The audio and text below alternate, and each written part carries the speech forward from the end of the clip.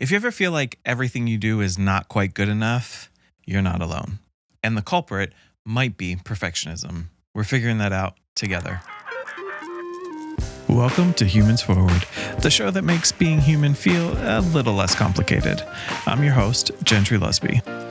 Okay, if you've ever straightened a picture frame at your friend's house, or you've replayed a conversation in your head 1,000 times like it's a championship round of what I should have said, hi, welcome. You're not alone. Today we're talking about perfectionism, which is that sneaky little voice in your head that says, hey, that thing you just did, do it again, but better. Actually, you know what? Just scrap the whole thing, start over, and make sure you get it right this time. Perfectionism is not just about clean lines and color-coded calendars. It's about fear. It's about control. It's about the idea that if you can do everything just right, somehow life won't be so hard. Which I hate to spoil it for you, is just not the case.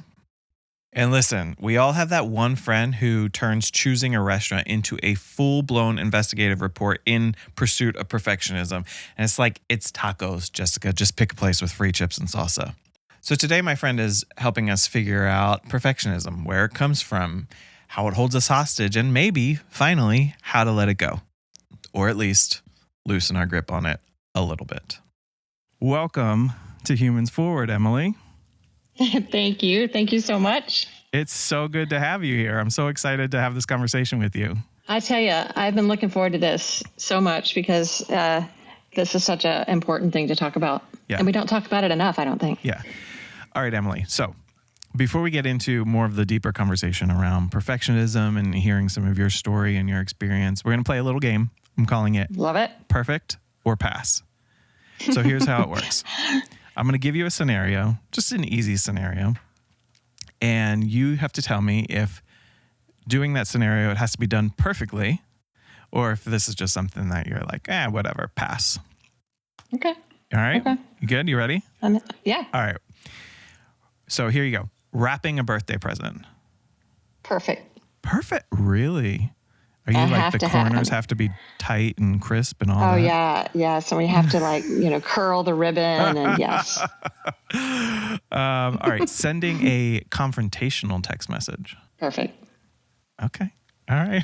Yeah. I was going to say, I would read that thing 100 times to make sure that I was not coming off any way other than what I wanted to come off. I posted on social media recently about how when people respond with just K as their response, I'm clearly overthinking it, and you had responded to it on my post. I'm like, yeah, what is with that, people? Come on. Give us more here. Yeah. Okay. What about writing a resignation letter or a resignation email, however it's done these days? Yeah, I have done that, and it had to be perfect. Okay. That one makes sense to me. I mean, that's you don't necessarily want to get that one wrong. Right. And I've always wanted to leave well, you know, you don't want to burn bridges, exactly. All the... Exactly. All right. Picking out a movie for a first date. Pass. Yeah. Picking a birthday card for a friend. Pass. Picking... is what I write on it. Yeah. Okay. Picking an anniversary card for your husband.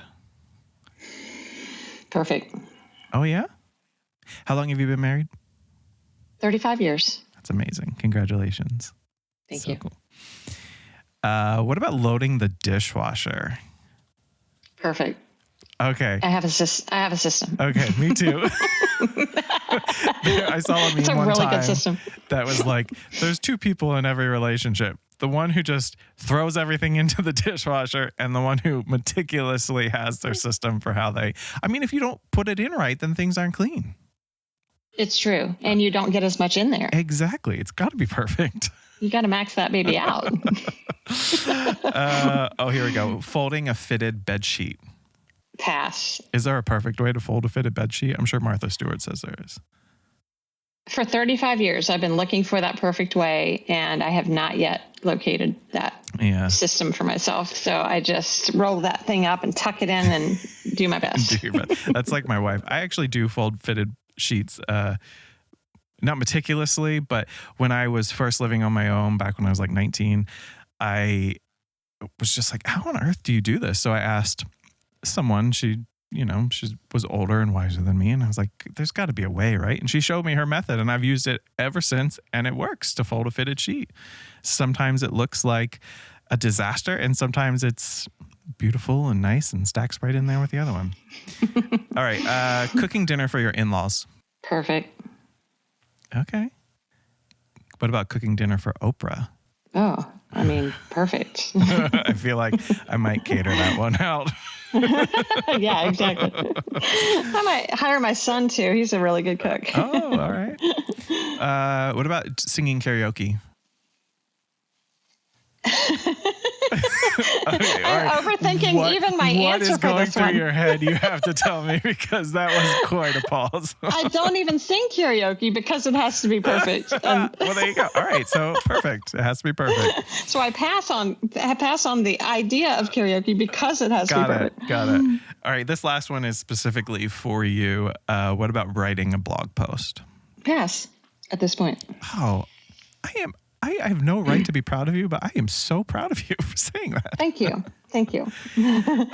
Why at this point? Like what, just briefly, why? I think it's because I'm not trying to convince myself that I'm a writer, because I have put in my 10,000, probably 100,000 hours. And if I overlook a word or a typo, which I often do, I can always go back and fix it, but I no longer judge whether I should call myself a writer or not, just based on a tiny word out of place or something like that, because it's so I know how difficult it is to edit yourself because you know what's supposed to be there. I mean, I hate it when I find those, but I also understand that if I'm ever going to put things out into the world in any sort of timely fashion, that I'm going to miss things every now and then. And even though I don't like it when I do that, I would rather put things out and have a error than never to do it. I know we have a lot that we're going to talk about, but what you just said might be one of the biggest takeaways, because I love that you said, I'm not trying to prove to myself I'm a writer anymore. You are a writer. So you don't have to try to achieve that perfection in order to satisfy some, whatever that is inside of us. That's like, oh, it has to be perfect so that I can prove that I am this thing that I say I am. Wow. I really love that. Thank you for sharing that. How many apps are you juggling to keep your work on track? You've got one for notes, one for communication, one for updates, one for project management, and somehow the most important piece of information you needed still got buried in an email thread somewhere. I used to feel like this all the time until I found ClickUp. Now, I manage my entire business with it, from creating content to project management to even producing the Humans Forward show. ClickUp is how I keep everything organized and moving forward. ClickUp adapts to how you work. So whether you're working solo or you're working with a team, it helps you stay focused and organized. It's kind of like having a personalized command center for your business or your life, let's be honest, that helps you stay organized and get things done. And you can try it for free using my link, gentrylusby.com/ClickUp. It's an affiliate link. So if you sign up using the link, you help support this show. Go check out ClickUp. It's the all-in-one productivity platform to manage your work your way. Okay, let's be honest. How's your email marketing game going? I have spent more hours than I probably should admit on trying all the different email marketing platforms and dealing with clunky editors and then wondering what my open rates were. And honestly, all of that changed when I found Kit. Kit made email marketing really, really simple, especially for creators and entrepreneurs who want less hassle and more impact. You can write engaging emails really fast and simply. You can even do advanced automations or simple automations. It's all right there for you. And there's lots of data that you get access to see just how all of your emails are performing. So no fluff, no corporate nonsense, just a really powerful tool made for people like us. It's also trusted by people like James Clear and Tim Ferriss and Pat Flynn. And you can try Kit for free using my link, gentrylusby.com/Kit. By using that link, you're not only upgrading your email game, you're also supporting this show because it's an affiliate link. Check out Kit, email made effortless. For a lot of people, myself included, perfectionism, it really has a terrible effect on life. I didn't know that I was a perfectionist for a long, long time. I think it was so ingrained in me until people started being like, hey, you're a perfectionist, right? I'm like, oh, am I? Okay, yeah, maybe I am. And then it still very much affects my life. What's interesting is just you and I have done an interview on perfection before for this podcast, and the audio was all messed up. So this is why we're redoing it. But I remember thinking back then, I was just so excited to do a podcast, and I had interviews scheduled. I did your interview, had the audio issues, and it triggered something in me that I was like, oh man, this isn't perfect and I can't do this. And now it's like, I don't know, maybe 6 or 7 months later before I was able to finally get past all of the perfection hangups and just try to do it again, just like do the damn thing again. And so here we are. So based on your experience, your life, your story, give me a 1-2 line definition of perfectionism as you see it. For me, it's just the expectation that I put on myself to control how others see or experience me in an effort to avoid criticism and rejection. Fascinating. Did it work? Does it work? Oh, I thought it did. If you ask the 25-year-old me, I'd be like, oh, yeah, I'm killing it. And then the burnt out, 30-year-old me was like, it's not worth it. I got to figure this out. So have you been able to care less about how others perceive you and what other people think of you? Yes, you have. I think so. Okay. And that's a trick question a little bit because I care more about what I think now than and how I experience life than how other people experience me. So it's not that I don't care, but it's just that I get a vote as well now. Oh, I love that. And you get a bigger vote than other people. Yeah. Yeah. So finish this sentence, and there may be multiple answers. Perfectionism pretends to be a strength, but it is actually what? A liar. A liar. Okay, tell me more. It's illusion, first of all. That's another answer because it's not actually achievable. So it lies to us, by telling us, oh, if you just keep going, like you're going to reach this, ultimate experience or this ultimate, way that you want everyone to see you. But it just keeps you on their treadmill that isn't really going anywhere, but it's just wearing you right out, and so, yeah. That's when you were saying it's an illusion, this image popped into my head of a magician on stage, and it's just all smoke and mirrors, and it's like what we're seeing, what we're perceiving is so far from the actual thing, and all of the effort and thought and intention that a magician puts into creating this illusion, that's what leads to the burnout, right? It's like we're trying to create this illusion, but behind the scenes, there's so much going into it for us emotionally, mentally, physically, whatever it is. And it's exhausting. Yes, it is so exhausting. And I think it actually, that illusion that we're trying to create for other people, knowing that it's so tiring and it's taking really more energy than we have to give, we're setting ourselves up for disappointment and for actually not being as close to other people because we don't want them to see behind the, don't look behind all the smoke and mirrors because I've got this thing that I want you to see that isn't really that I want to believe that the magic is real. Illusionist is doing the thing. They know, this is just, this thing I do. Yeah. And we want others to believe that the magic is real, but we don't know, we know better. So I feel like it separates us from people. We can only be so close, and that's very lonely and very tiring. Yeah, absolutely. 100%. Yeah. Perfection is like completely isolating. I mean, that could be an end of the sentence, right? Perfection pretends to be a strength, but it's really just isolation. Right. Did you have any other thoughts about that? Like what perfection disguises itself as? You just said the other word that I wrote down. Mm-hmm. It's a disguise. Mm-hmm. Mm-hmm. Maybe we think that this disguise is something that presents better to the world than the real us, Yeah. So what do you think are common myths that people have about perfectionism? Mm-hmm. I think I'll just share mine. Mm-hmm. Yeah. If I lower my standards, I can't succeed.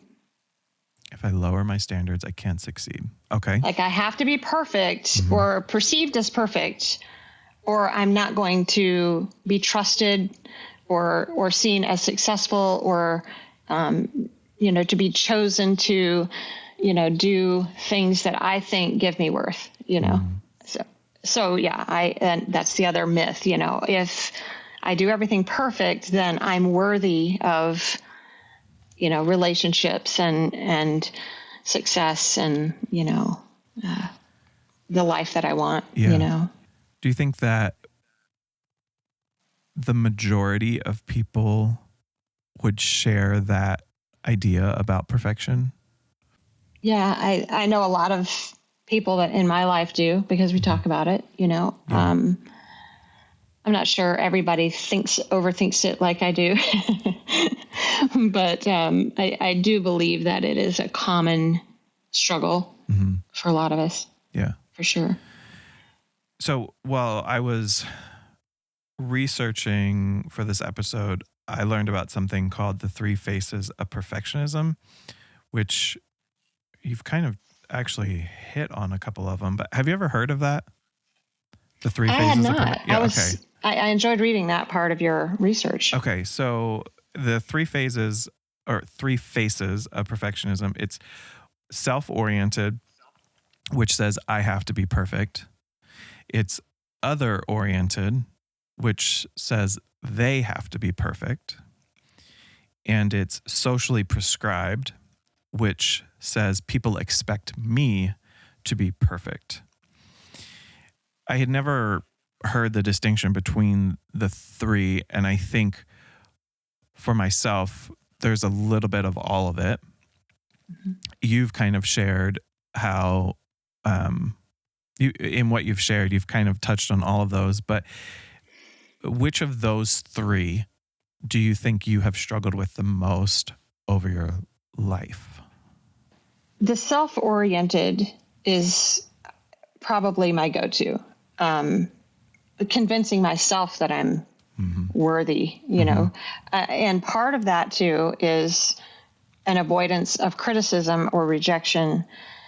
And the reason that I feared that was because of 3, because I was part of a ministry family, and I felt that God expected me to be perfect, and therefore, my community, my family, if I wasn't, that would be a bad reflection on all of them. Yeah. And I wouldn't have the acceptance in that world that I, was told that was very important, right. As far as our, survival in that world. Yeah, exactly. So the socially prescribed, probably over time, I just internalized it and realized, that I too believed that I had to be, for myself and for, everyone else too. Yeah. Everyone expects that of you. Yeah. I mean, as a pastor's kid, as a minister's kid in ministry, were you put on a pedestal by others, or from your perspective as a kid, did you think other people were putting you on a perspective or on a pedestal? kids would often say, "You're not supposed to do that. You're a pastor's kid," or "Oh, I know why you don't swear and drink because you're a pastor's kid." And, so I think there was some of that from other people. I think I just, observed that, in our particular world, we had our, there's all kinds of churches. I know there are many, many environments that, and cultures and things like that. But in ours, the people voted on the pastor. And so every 3 years, these people that were watching us were going to decide whether my dad had a job or not for the next 3 years. And so I do believe that I probably internalized some of that, and just out of protection for my family, wanted to make sure that, I didn't create questions as to whether, we were the best people for this place or time, Yeah, that makes sense. I mean, my goodness. Yeah. If your dad's job is literally being chosen by all of these people, of course you would have this internalized expectation that like others expect me to be perfect. And if I'm not perfect enough, maybe it's going to be my fault that he doesn't get the job. Sure. Yeah. That's a lot. That's a lot for a kid to have to manage and figure out. Yeah. I think my parents really did try to be careful about that, but it's just a fact of life, you know, in that, I think it was the culture that we were in. It really wasn't anything that they wanted for me or anything like that, but it's just how it is. Yeah. No, I understand that. I was a pastor's kid as well, and had this feeling that kind of like the glass bowl, like everything you're doing is being watched and seen and observed. And if you're not doing things perfectly and according to the standards and the values of the religion and the church, and that people are going to judge. And when you said I thought God wanted me to be perfect, it's almost like the fourth face. If you were to include religion and into that study that has these three faces of perfectionism, it's like, well, yeah, there is self, there is the other, there is socially, but then there is also just the divine prescribed idea that God expects me to be perfect, or whatever your version of God is. Right. Yeah, which can lead to a lot of shame, of course. There's a couple stats about this that I found more interesting. Between 1989 and 2016, it's like, 27 years? Maybe my math is not great. Self-oriented perfection scores increased by 10%, while socially prescribed perfectionism increased by 33% among young people, which I found those numbers to be shocking that they were that low in general, 10 and 33%. But it is interesting that the socially prescribed perfectionism had such a big jump over that time. What do you think would be a contributing factor to this? I definitely can't eliminate the possibility that the rise of the internet and social media has created an external sense of expectation, and on ourselves, because all of a sudden we're not just alone in our room anymore. We can bring our, friends and people that we don't even know into that space. So the outside world is watching more, and the comparison game is strong. Yeah. Yeah. Where do you think perfectionism originated? I really do believe it came with the ego, as we realize how much of it is tied to ego, how we want to be perceived versus what's truly authentic to us. There's always a layer of ego that wants people to think better of us than we think of ourselves, or than we feel that we are, and it is probably from the beginning of time. When people started walking the earth, I think there's always been this drive, to fit in. I think of early, even early civilizations, you couldn't come off as weak because you would be less useful to the community. And so, even back then, I'm sure that there was this sense, maybe not to look perfect or whatever, but to just show that you are a contributor, so that you're not the weakest link and that you're not, cast aside or rejected. Right. And, I believe it's just in humanity from the beginning. Yeah. Interesting. Tied to ego. It makes a lot of sense. So there's another study that perfectionists have a higher risk of developing eating disorders, anxiety disorders, and depression. We're going to come back to that. I'm just going to put a little pin in that, and we're going to take a little break. We're going to have a little fun before we get deeper into your story, your experience. So we're playing Never Have I Ever. Did you ever play this game as a kid or anything? Not very often. Okay. Maybe I've seen other people play it more than I've done it. Okay. So, well, when you're playing with a group, you're trying to eliminate people. We're just trying to get to know you better. So, good. Okay. I'm gonna. There's no elimination. Don't worry. Okay. I'm gonna give you a never have I ever statement. Okay. If you've done it, you would say I have. If you haven't done it, you'd say never have I ever. Okay. All right. So here we go. Never, and these are going to be based on the theme of perfectionism, tied to that a little bit. Never have I ever, you already answered this one, rewritten a text multiple times before sending it. I have. And we all have. Mm-hmm. Never have I ever completely restarted a project because I wasn't happy with how it turned out. I have. Is there one particular project that comes to mind? So many. Oh my gosh. Yeah. Anytime I'm on video, I have shot that baby millions of times, and I have probably edited one all the way to finish. Just this week, I deleted a video that was on my website, and I took it from 19 minutes to 3.5. I was like, I am all over the place. This is ridiculous. I'm supposed to be a storyteller who stays on track. And I completely deleted the whole thing and put 3 minutes up, and I did it this week. Yeah, relatable. I'm not going to say if I have or have not done that as well. Okay. Never have I ever attached my self-worth to my productivity or achievements.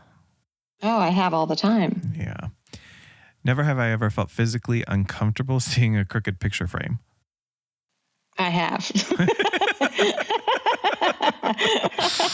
I have wiped down people's sinks in their bathrooms. I have arranged yes, I've done all the things. That's just kind and courteous. Right. I'm like, if they had seen it, they would want it done. So yeah. Okay. What about this? Never have I ever struggled to accept a compliment because I didn't believe it was true. Oh, wow. I have all the time. Yeah. I have. That goes deeper than perfection. That's like the shame and the self-worth and all of that. Mm-hmm. Never have I ever rewritten my to-do list because it wasn't neat and orderly enough. I have. And I've added items that I've already done just so I could check them off. Okay. Well, I feel like everybody's done that because it's like you got to have some dopamine hit, right? Right. Never have I ever completely abandoned a hobby because I wasn't naturally good at it. I have, but that one would be one of those things where I'm just like, I am getting good at this. Like, I am just going to keep going. But there have been a couple that I was like, I don't like this. Yeah. I don't like this enough to do what I have to do to get good at it. Yeah. Yeah. So not necessarily because you weren't, it was just more like, this isn't going to be a hobby for me kind of thing. Right. Yeah. Never have I ever hidden parts of myself because I was afraid they weren't polished enough for the world. Uh-huh. Yeah. Never have I ever struggled to celebrate my own progress because I only focused on what still wasn't perfect. I have. Never have I ever achieved a goal but still felt like it wasn't good enough. I have. Never have I ever equated making a mistake with being a failure. I have. Mm-hmm. Never have I ever looked at someone else's success and felt like I was falling behind. I have. And what about this? Never have I ever been praised for being a perfectionist, even though it was exhausting. Oh, I have. Yeah. Yeah. So perfectionism, it is exhausting. And it is kind of that whole illusion thing of like, we want people to see it this way, but man, behind the scenes, things you don't see because of the smoke and mirrors, it's exhausting and it's destructive.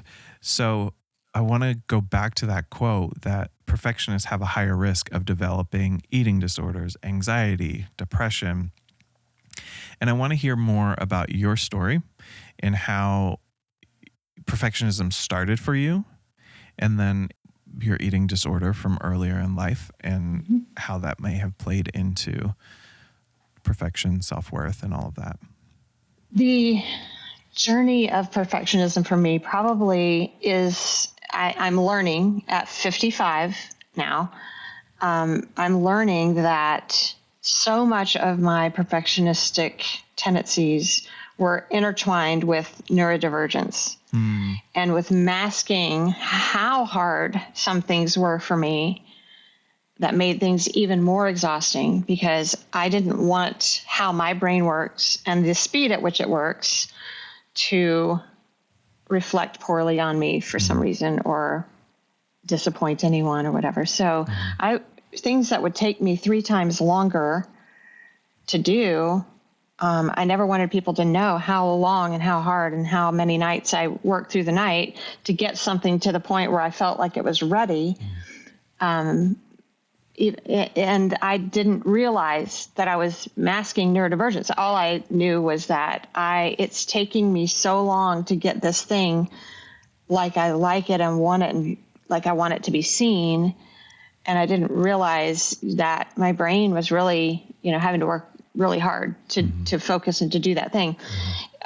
There's that. And I have learned that often disordered eating comes with that journey because you're so focused on doing this thing and making it right that you're just forgetting yourself. You're forgetting to nourish yourself. You're forgetting to take breaks and walk away and breathe, and part of that is just a prioritization of everyone else's experience to my own detriment, and that is exhausting because you're feeling like, okay, it takes me 50 steps to somebody else's, 25 steps to get this, like I feel that it's good enough. And, but I don't want people to know that because it makes me feel dumb or makes me feel slow or, whatever it is.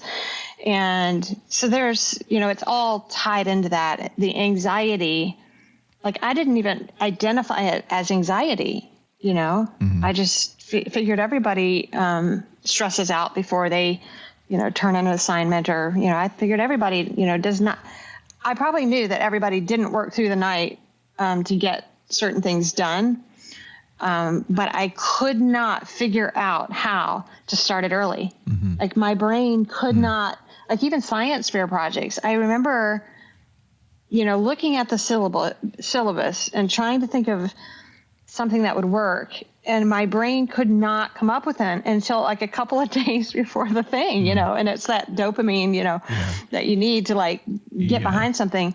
I could not figure out how to plan ahead or to use time well or things like that. So I put so much pressure on myself because I expected myself to do it perfectly, but in 3 days instead of 3 weeks, like everybody else in my class did, and that just started early for me. And so still to this day, when I'm writing a book, I really have to watch myself to not work all through the night and, really help myself understand a process that I can use. I've had to develop a process to do this so that I'm not just like cranking at the end and not sleeping and things like that, having to pace my time because this is something that I want to do for my life, and I don't want to have to keep, pulling all-nighters to get something done. So I'm learning a process to help me,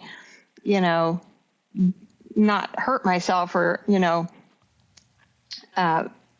sacrifice my own mental health, my physical health, just because at the end I could say, this is really good, the process matters. And I didn't think it did for a long time. And I think, understanding that my experience and how I feel is just as important as the person on the other side, a client, that it receives the work and says, this is really good, and I think that's what I'm learning about myself, is that I've always prioritized everyone else's experience of me for my own protection. I can say it's for their good, so they don't have to, know all that, but it really is a self-protection. It's an ego thing to say, I want to be perceived as smart, but also I don't know how to do certain processes because my brain doesn't process time like the next person might. And so I'm having to find ways so that my experience is not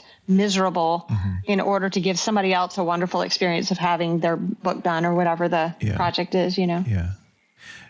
Do you think the neurodivergence played a bigger factor in that, or that internal need for perfection?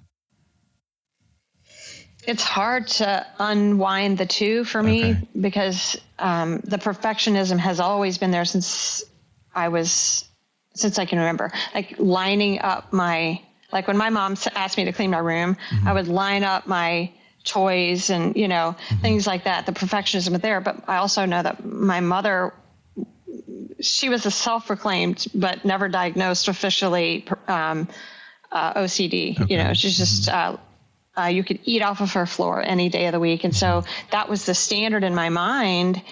And also, like, my ability to internally multitask was compromised. I didn't know that. I just figured, oh well, my mom's house looks like that, so should mine. And so you grow up with these sort of internal standards, and when you've lived with somebody who is also perfectionist, it's just so much a part of my DNA and everything. So I don't know that for me I can even untangle the pieces and parts that make me feel that it has to be perfect. But I do know that before I realized, I've got a wiring thing here, that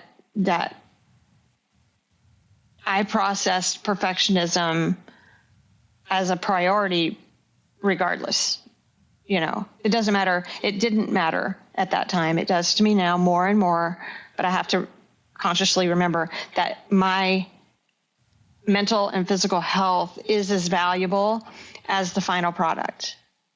But I have to convince myself of that every day and remind myself of that every day, And I think for all of us, maybe the next person, it isn't neurodivergence. Maybe it's, a family environment or whatever it is. I just think that perfectionism is like this, or perfection is like this carrot that's dangled out in front of us that we just keep going for, and regardless of what that race toward that carrot looks like, whether you're, it's a wiring thing or whether it's, other factors, that carrot is always there trying to lure us into thinking that we can reach it. That if I just work through the night this one more time, then I can create something that I feel is perfect, and then I will feel better about myself. Yeah, I like that distinction of the carrot, because the reason that people are perfectionists, it does vary. You're right. And it could be a wiring thing. It could be upbringing. Like, it could be observing an OCD parent and thinking that behavior is normal, and so then that's what you go after. It could be, for me, it was a very shame-based thing growing up in a conservative environment, and just the feeling that no matter what I do, I'm never good enough, and I need something outside of me to save me in order to be good enough. So always just trying to achieve that. trying to, so you're right. Perfection, regardless of why we're chasing perfection, it's different for everyone. Do you think there were other factors for you? You talked a little bit about your mom. You talked about neurodivergence. Do you think there were other factors to you looking back that you see impacted why you became a perfectionist? For sure. And there were so many. I do think that the religious and spiritual culture that I experienced early on was very much about not making mistakes, because we were loved unconditionally by God, supposedly, but there was this little laundry list of things that he really, really wants us to do. Yeah. so I'm like, well, I'm not going to disappoint him. Right. And, the fear of, eternal punishment, was for my little child brain, like a lot to live with, to think, okay, so if I'm not a good example and I just somehow crossed the line, which I didn't know where that line would be, because this invisible being, is watching all the time. And if I do something out of a wrong motivation, or if I may, treat somebody poorly or whatever, that, I may get myself into this, space where I'm, eternally punished. And, I've reached a different belief about that now. But at the time, it was very motivating to be like, okay, God, if there's anything, I would pray this prayer many, many times as a child. If there's anything that I've done that I didn't realize I did, just kind of, can we do a blanket forgiveness, because I didn't mean to, and it was like that kind of fear that for me drove a lot of moral perfection, and I know I'm not alone in that as well. 100%. I could list dozens of people who would say the exact same thing as you. I'm thinking of children who would be out there like you were today, right now, as kids, feeling this need for perfection. And it's like, I guess the question maybe is, how do we, as overcoming perfectionists, help the next generation not be perfectionists? But then also, what are some of the things that you've learned to help you let go of the need for perfection? I love this question because this is where the rubber meets the road. Do we let our journey with perfectionism and the exhaustion teach us, or do we just keep spinning it out for the next generation? And I wanted it to stop with me.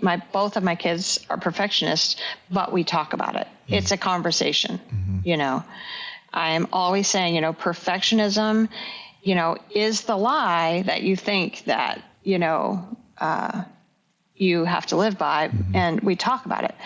And I have to constantly go back to little Emily, to teenage Emily, and see her and how hard she was trying through so much compassion, and just say, you know what, with everything going on in her life and in her little busy brain, she was trying so hard and she was so tired and didn't really know how to verbalize that, and to give my younger self compassion and to see myself. I'm like, I'm that same person, and I'm still trying to do a lot of those things, and to let that translate to myself now, and to be able to see myself outside of myself, observe myself, observe the things that I think I have to do with so much compassion, and just remind myself, little Emily, 20-year-old Emily, 55-year-old Emily, you don't have to do all this to be okay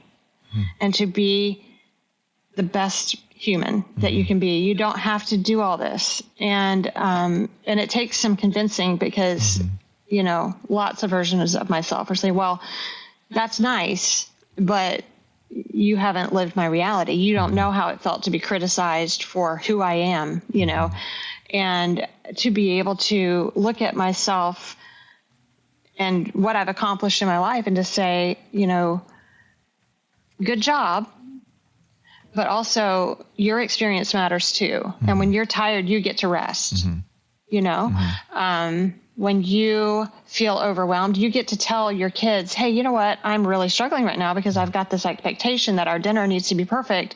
And I just want to say that out loud so that, you know, like I understand that you don't expect it to be perfect, but this is what's going on in my head, you know, and having a conversation, you know, because it helps my kids be aware that I'm not trying to set an example of perfectionism. I'm trying to set an example of demystifying, you know, what's going on in my head when I'm trying to make things perfect so that they can identify it in themselves, you know.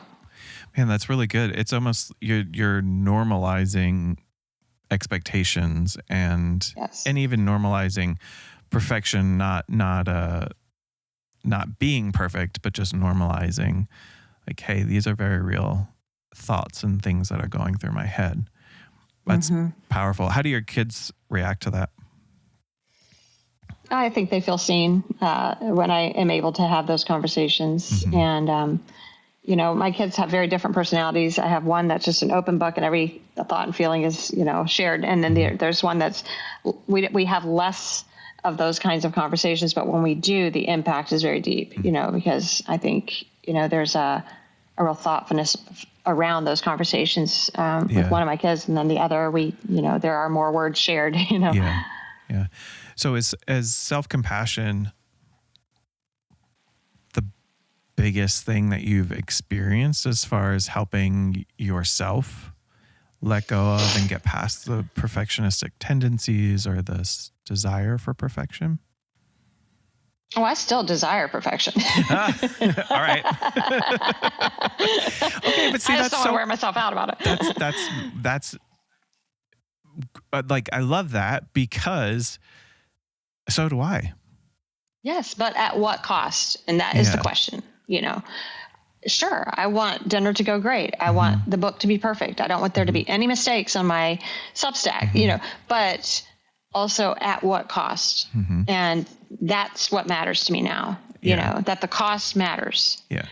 My human cost and the cost of you thinking that I'm perfect, there is a cost to that, because for me to admit that I'm not, I have to trust you with that, you know? And so there is a cost to perfectionism and to overcoming it. And so much for me is being able to talk about it, saying, I'm doing this thing that I do, but I know that I'm doing it. And I just want to verbalize it and put it out there because it's so often reciprocated. Like, oh my gosh, I have the same thoughts so much, you know, I get that. And thank you for saying that because I'm struggling with that too. And it's just a point of conversation with friends, with, you know, family. My sister is, we laugh. Every now and then I will just call her or text her. I'm like, I'm having a moment that I think you will understand. And I just did this last week. I was leading a storytelling retreat. It was the first time I had done it in 2 days instead of 1 day. And I had just printed the workbook that I was going to give to everyone. And there was just this one little thing about the workbook that when I picked it up and felt it in my hands, I was like, I didn't think it was going to be like this. I thought the paper was going to be a little bit thicker or something, you know, some little thing. So I drive home and I'm just like, do I get it reprinted or you know, and I call my sister. And she wasn't able to pick up because she was in a meeting, but I left her this audio message and I'm like in my car driving from the printer. I was like, I'm having a moment and I think you're going to understand this. Where I just picked up the workbook and it just was a little bit flimsier than I thought it was going to be. And I went this whole, disappointment cycle. And then I'm like, is this retreat even going to be good? Like, I start going down the rabbit hole, like, why are these people driving all this way to be a part of this thing? I mean, and just like going and the workbook down is not the thick rabbit enough. It doesn't feel right. Oh my Exactly. God, Emily, I feel that deeply. And then I went to get that. From there, I went to get snacks, and the thought I'm looking around for snacks, and it's like, did you overcompensate with snacks? Maybe, yes, I did. Maybe one more awesome snack will take away from the floppiness of the workbook. This is the insanity, But this is perfection, so this is right? Why I call my sister. This is like the perfection spiral right there. I mean, and oh my God, I feel all of that very, very deeply because I have been there and done that exact thing. Perfection has like held me back so much from opportunities and from things that I've wanted in life. And it's just recently where I'm kind of like, just like F it. Like I'm just kind of giving the middle finger to perfection right now because I need to move forward in my life and achieve some new things. And I agree. Perfection has been the single most detrimental thing to my progress as a human. And, there are things like, I had an opportunity to audition to be in a local theater show. I haven't acted in like 12 years. I'm like, I don't know what I'm doing, but I'm like, you know what? I'm going to do it. I'm just going to audition. And I ended up getting a call back and I ended up being in one of the final rounds. I didn't get the part, but it was like through the whole process, I had to fight perfection because I had 24 hours to send in a monologue. And then I had 24 hours to send in my second, they're called sides from the script that they want you to read. And it was like 10, 12 minutes worth of a script that I'm supposed to perform for them. And I wanted to have it memorized and perfect. And then I wanted the video to be set up perfectly. And I'm like, Gentry, just stop. Just do this. And don't worry about it being perfect.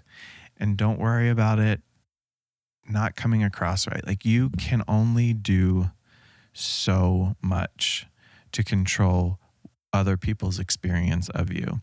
And even then, you can do everything perfect in your own mind, and someone is still going to be like, you're ridiculous, or you're ugly, or you're stupid, or what you have to say doesn't matter, and you need to just crawl back in the hole that you came from. It's like, and that's why it's this carrot that we will never, ever, ever get to. Yeah. And it's a spiral. It is a totally spiral. And I completely 100% relate to the workbook. Okay, so these little note cards, I had bought nice thick cardstock that were bigger that I could read them a little bit easier. And when I was going to print them this morning, that my printer wouldn't print them. It was too thick. And so then I was like, well, I can't just use paper. How am I going to use paper? And I did this whole thing of like with paper, right? Like it's not I can't, what am I going to use? So I ended up creating these, which I'm happy with. But again, to me, this was not my idea of perfect. It looks fine. It's great. It's wonderful. But I went on a spiral till I got to this point of like, just do what you have and be okay with it. 100%. And I looked at those and I was like, oh my gosh, he has got colored, branded cards that are shiny. They're beautiful. Well, thank you. It worked out, But that's the lie that perfection is. Right. It's just that you're never good enough. No matter what you do, you're never good enough. And like we've said, there's so many reasons why, and it's so individual as to your own experience. I just want to know before we wrap up, what practical advice would you give to someone who's listening? And maybe they're hearing your stories and maybe they're hearing like the workbook story and they're like, oh my God, I did something just like that. And they're like, am I a perfectionist? What advice would you give them? When I just heard you say something, it brings me to my advice, which is you were talking about how you tell yourself all the things that you're afraid somebody else is going to say. So you've already felt the pain of somebody else saying it when you say it to yourself. And I think what I'm learning is to not tell myself those things, because the chances of somebody else saying it is really low, you know? But when we tell ourselves that all the time, I mean, other people might as well tell us, you know? So really giving yourself props for, you know, doing the best that you can, and knowing that your best is good enough.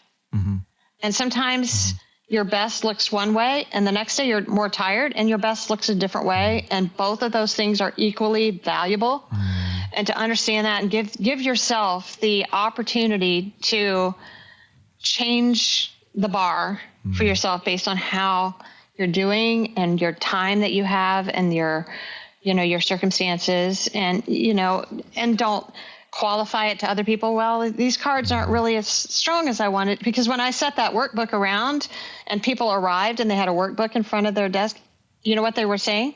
They weren't being like, oh, this is kind of flimsy. They were like, oh my gosh, this is beautiful. Thank you so much. This is awesome. And they worked through it and they used it. And then when by the end of the weekend, somebody was like, I am so glad we have this, because I can keep going back to this and reviewing what we've talked about. I'm like, oh God, I'm so happy, you know, because that was the hope, you know, that was the point of the workbook, you know? So we made our goal, even though there were things about it that I would do different next time. You know, it's like, you know, good enough is great, you know, especially if you know, come to the event with, you know, in a good headspace, so that it's others focused. And I think my least favorite thing about perfectionism, and the thing that really drives me crazy, is how self-focused it can be and how small it can make my world.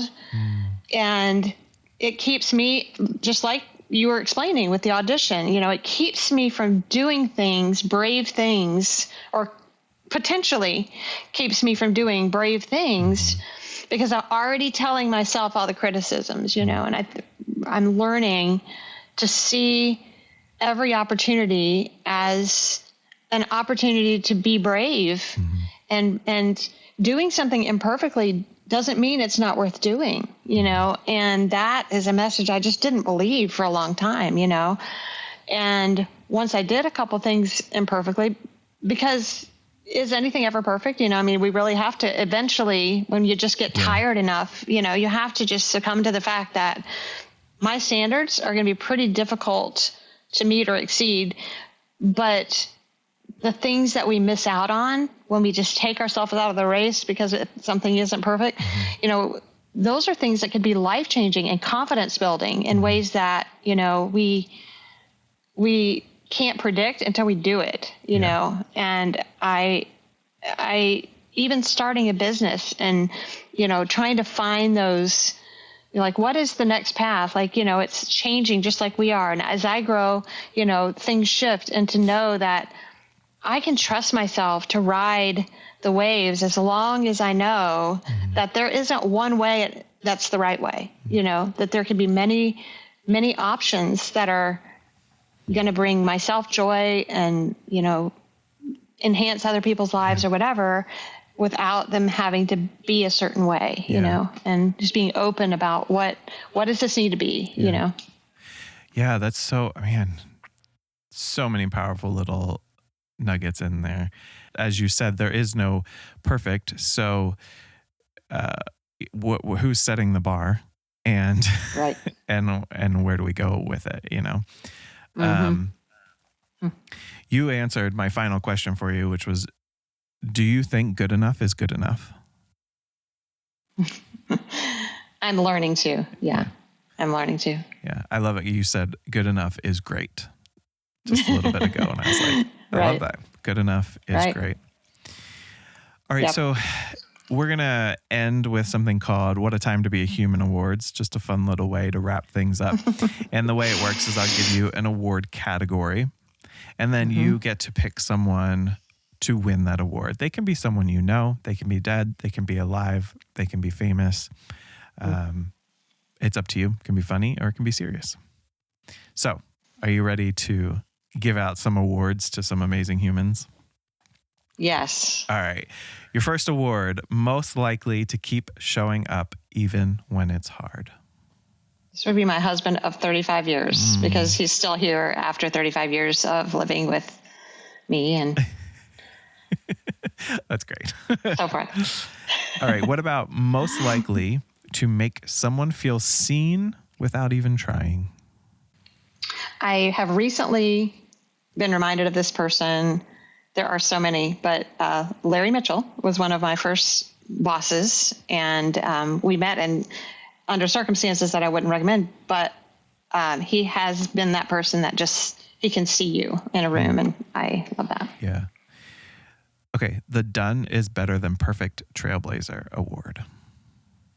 My friend Erin Murphy is my hero on this because she's always being like, just get it done. Just get it done. Doesn't have to be perfect. And she models that, you know. And she's the one that was like, just put the retreat on the calendar and do it. Yeah, I love it. We all need friends like that. We do. Yeah. She sits right here when I'm just like, I don't know if it's good enough. And I'm like, what would Erin do? She would 100% be just like, this is great. Just do it. Yeah, I love that. Okay, most likely to overthink a 2-word text message award. I'm going to go with my sister because she and I share a brain, and she would be screenshotting and be like, I just got this. What do you think? All right, and your last award you're giving out is the Do It Scared Award.